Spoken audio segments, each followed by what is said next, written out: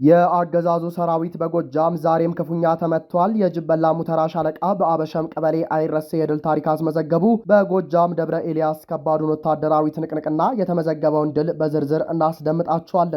በደቡብ ወሎ የብልጽግና መዋቅር ሚስጥራዊ እቅድ በፋኖ እጅ ገብቷል። ለሚሊሻና ለአድማ ብተና የሚሰጠው የቤት ቃል ማታለያ መሆኑ ተነገረ። በፋኖ እጅ የገባው ሚስጥራዊ ሰነድ የዞኑን አመራሮች አሸብሯል። ዝርዝሩን በዜና ቆይታችን ታደምጡታላችሁ። በሃይማኖት አባቶች ላይ ያነጣጠረ ስውር የግድያ ሴራ መጋለጡ ተሰማ። በሀብሩ ወረዳ የደረሰ ድንገተኛ የእሳት አደጋ ከ50 በላይ የመኖሪያ ቤቶች ወደሙ። በአገዛዙ በስውር የተያዘው ሃይማኖታዊ ግጭት መፍጠሪያ እንቅስቃሴ እየተካሄደ መሆኑም ተመላክቷል። ይደመጣሉ። በደቡብ አፍሪካ ኢትዮጵያዊው ነጋዴ ጠመንጃ ታጥቆ መታየቱ ከፍተኛ ውጥረትና ድንጋጤን ፈጠረ። ስደተኛ ጠል ቡድኖችም ተቃውሟቸውን እያጠናከሩ ነው። የነጋዴው ጠመንጃ መያዝ በአገሪቱ ከሰሞኑ እንደገና እያገረሸ የመጣውን የስደተኛ ጠል ስሜትና የተቀናጁ ኃይሎች ተቃውሞ ይበልጥ እንዲቀጣጠል ማገዶ ሆኖታል። ሰላም፣ ጤና፣ ፍቅር የምንመኝላችሁ ውድ የብላክ ላይን ሚዲያ ቤተሰቦቻችን እናንተን ይመጥናሉ ብለን ያሰብናቸውን የተመረጡ ዕለታዊ የግንባርና ወቅታዊ መረጃዎችን ወደ እናንተ ይዘን ቀርበናል። ቻናሉን ሰብስክራይብ በማድረግ ቤተሰብ እንድትሆኑ ጋበዝን። ወደ መረጃዎቹ እናመራለን። የአገዛዙ ሰራዊት በጎጃም ዛሬም ክፉኛ ተመታ። የጀበላ ሙተራ ሻለቃ በአበሸም ቀበሌ አይረሴ የድል ታሪክ አስመዘገቡ። ፋኖ የአማራን ብሎም የኢትዮጵያን ሕዝብ የነጻነት ተጋድሎ በየግንባሩ እያሳየና ድሎችን እየከታተለ ባለበት በዚህ ወቅትም በጎጃም ምድር በአገዛዙ ታጣቂ ኃይል ላይ ከባድ መብረቃዊ ጥቃት ተፈጽሟል። የፋኖ ክንድ እረፍት በነሳው ተከታታይ ዘመቻ የ206ኛ ኮር 14ኛ ክፍለ ጦር ስር የሚንቀሳቀሰው የጀበላ ሙተራ ሻለቃ በደብረ ኤልያስ ወረዳ ልዩ ስሙም አበሸም ቀበሌ መሽጎ በነበረው የአገዛዙ ሰራዊት ላይ ከባድና አይረሴ ሽንፈቱን አቅምሶታል። የፋኖ የደህንነትና የውስጥ መረጃ አውታር ባደረገው ጥናት የአገዛዙ ጦር በአበሸም ቀበሌ መሽጎ ህዝብን ለማሰቃየትና ስምሪት ለመውሰድ ሲዘጋጅ እንደነበር ተደርሶበታል ብሏል። ይህንን ተከትሎ የበረኸኛው የጅበላ ሙተራ ሻለቃ ተዋጊዎች ከሌሊቱ 8 ሰዓት ላይ ጠላት ጨለማን ተገን አድርጎ በሚያንኮራፋበት ሰዓት ሳይንሳዊና ስልታዊ በሆነ መንገድ መብረቃዊ ጥቃት ሰንዝረውበታል። ጥቃቱ እጅግ ፈጣንና ድንገተኛ ከመሆኑ የተነሳ የአገዛዙ ሰራዊት የመከላከል አቅሙም ሙሉ በሙሉ ተገፎ የተበታተነ ሲሆን በቦታው የነበረው ከፍተኛ ቁጥር ያለው የጠላት ሰራዊት ተደምስሷል። ከሞት የተረፉት ጥቂት ታጣቂዎችም ለህልፈት የሚደርስ ከባድ ቁስል እንደገጠማቸውና ሙሉ በሙሉ ከውጊያ ውጭ መሆናቸውን ከስፍራው የተገኘው መረጃ ያረጋግጣል። ይህ ድል የሰው ኃይል መደምሰስ ብቻ ሳይሆን የአገዛዙ ወታደራዊ መዋቅርን ያጋለጠ ስኬታማ ኦፕሬሽን ነው። የፋኖ ሻለቃ በወሰደው እርምጃ የጠላትን ወታደራዊ ምስጢር ቀጣይ እቅዶችንና የግንኙነት መረቦችን የያዙ የአመራር 3 ዘመናዊ ስልኮች በፋኖ እጅ ገብተዋል። በርካታ የደረት ወታደራዊ ትጥቆች፣ የክላሽንኮቭ ካዝናዎችና በርካታ ጥይቶች ተማርከዋል። የጠላት ወታደራዊ ቦርሳዎች፣ ወታደራዊ ጫማዎችና ሌሎች የተለያዩ ልዩ ልዩ ቁሳቁሶችም ገቢ ተደርገዋል። የአመራሮቹ ስልኮች መያዛቸው አገዛዙ በአካባቢው የሚያደርገውንም ቀጣይ እንቅስቃሴ አስቀድሞ ለማክሸፍ እና የፋኖ የደህንነት የበላይነት ይበልጥ ለማጠናከር ትልቅ አቅም ይፈጥራል ሲሉ ወታደራዊ ምንጮች ጠቁመዋል።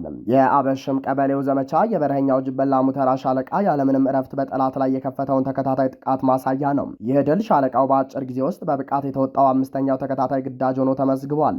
የአገዛዙ ጦር የህዝብ ደጋፊነት የሌለው ሞራሉ የላሸቀና የውስጥ አንድነቱ የፈረሰ መሆኑን ይህ ውጊያ በግልጽ አሳይቷል። ከፍተኛ ወታደራዊ አመራሮቹን ጭምር ያጣውና ሚስጥሩ የተያዘበት የአገዛዙ መዋቅር በፋኖ ስልታዊ ጥቃቶች ፊት መቆም አቅቶት የመፈረካከስ የመጨረሻ ምዕራፍ ላይ መድረሱን የደብረ ኤልያሱ ድል ጉልህ ማረጋገጫ ነው ሲሉም ጨምረዋል። የፋኖ ኃይል የአገዛዙን የጭቆና ቀንበር ሙሉ በሙሉ ለመስበርና የህዝቡን ነጻነት ለማወጅ የሚያደርገው ተጋድሎም በአሸናፊነት እንደቀጠለ ነው።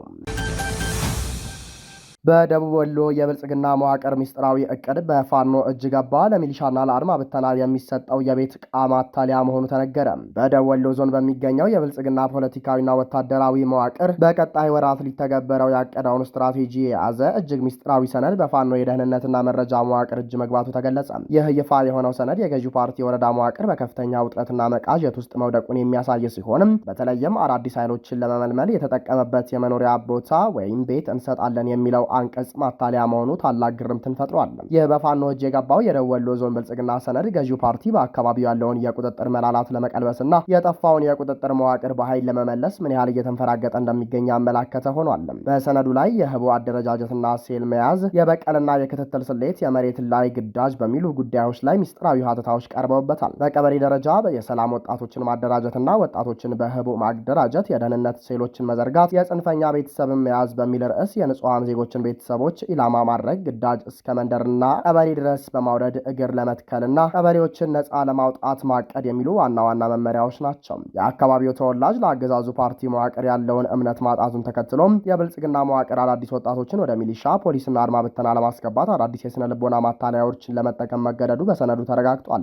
በእቅዱ ላይ የሰላም አስከባሪና ፖሊስ የመኖሪያ ቦታ መስጠት የሚል አንቀጽ የተካተተ ሲሆን ይህ አባባል በአሁኑ ወቅት ክልሉ እና ዞኑ ካሉበት ተጨባጭ ኢኮኖሚና የማህበራዊ ቀውስ አንጻር ፍጹም ሊተገበር የማይችልና ወጣቱ ወደ ማገዶነት ለመማገድ የተዘረጋ የካርድ ማታለያ መሆኑን ታዛቢዎች ገልጸዋል። ሰነዱ በተጨማሪም ፖሊስ ወደ ማሰልጠኛ የሚገባው የኋላ ደጀን ኮታ ሊጨምር እንደሚችል በማመልከት የኃይል እጥረቱን ለመሙላት ከፍተኛ ግፊት መኖሩን ያሳያል።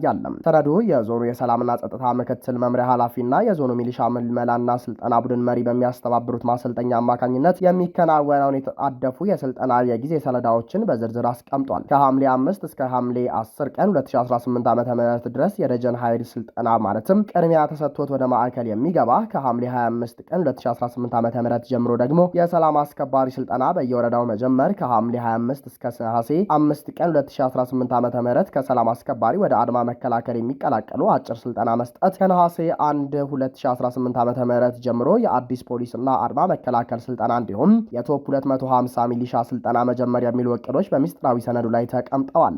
የስልጠና እቅድ ድልድሉ የየወረዳውን የሰላም አስከባሪ ኃይል የታጠቀና ጀሌ ወይም ያልታጠቀ የደጀን ኃይል በማለት በዝርዝር የከፈለ ሲሆን የቀረውን ያልተመለመለ ኃይል ጭምር አውጥቶ ለማሰልጠን እቅድ አውጥቷል። ይህ ሚስጥራዊ ሰነድ አስቀድሞ በፋኖ እጅ መግባቱ የብልጽግና መዋቅር በውስጥ ሰርጎ ገብ መረጃ አውታሮች ምን ያህል እየተሸረሸረ እንደሚገኝ ማሳያ ከመሆኑም በላይ ወጣቱ በመኖሪያ ቤትና በተለያዩ ጥቅማ ጥቅሞች ስም በሚቀርቡ የሐሰት ቃላቶች ሳይታለል ራሱን ከአገዛዙ የጦርነት ማገዶነት እንዲጠብቅ መረጃው ትልቅ ግንዛቤ የሚሰጥ ሆኗል ሲሉ ታዛቢዎች አብራርተዋል።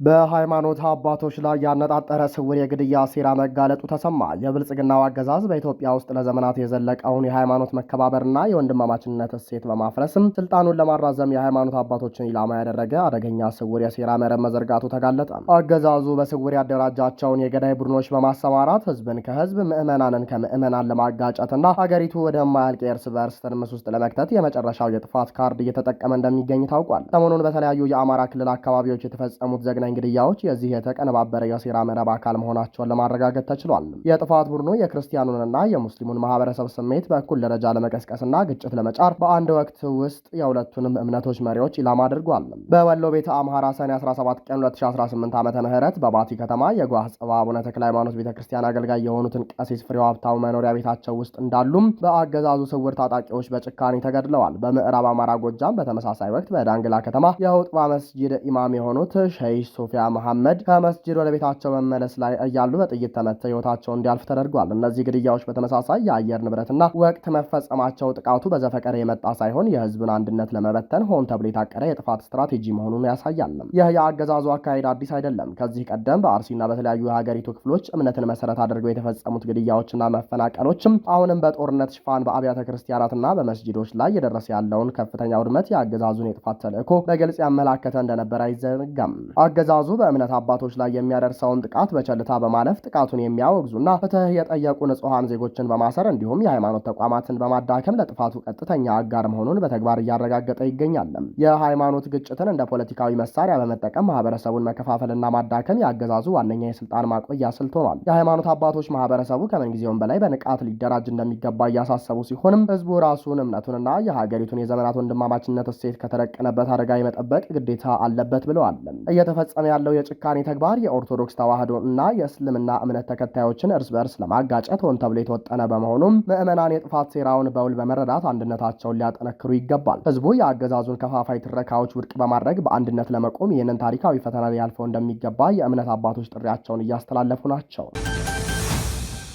በደቡብ አፍሪካ ኢትዮጵያዊው ነጋዴ ጠመንጃ ታጥቆ መታየቱ ከፍተኛ ውጥረትንና ድንጋጤን ፈጠረ። ስደተኛ ጠል ቡድኖችም ተቃውሟቸውን እያጠናከሩ ነው። በደቡብ አፍሪካ በሚገኝ የአንድ የአካባቢ ማህበረሰብ ውስጥ ኢትዮጵያዊ ዜግነት ያለው አንድ የንግድ ሱቅ ባለቤት በስራ ቦታው ላይ ከባድ የጦር መሳሪያ ወይም ጠመንጃ ታጥቆ መታየቱን ተከትሎም በአካባቢው ነዋሪዎች ዘንድ ከፍተኛ ድንጋጤና አለመረጋጋት መፈጠሩ ተሰማ። ይህ ክስተት በአገሪቱ ከሰሞኑ እንደገና እያገረሽ የመጣውንም የስደተኛ ጠል ስሜትና የተቀናጁ ኃይሎች ተቃውሞ ይበልጥ እንዲቀጣጠል ማገዶ ሆኖታል።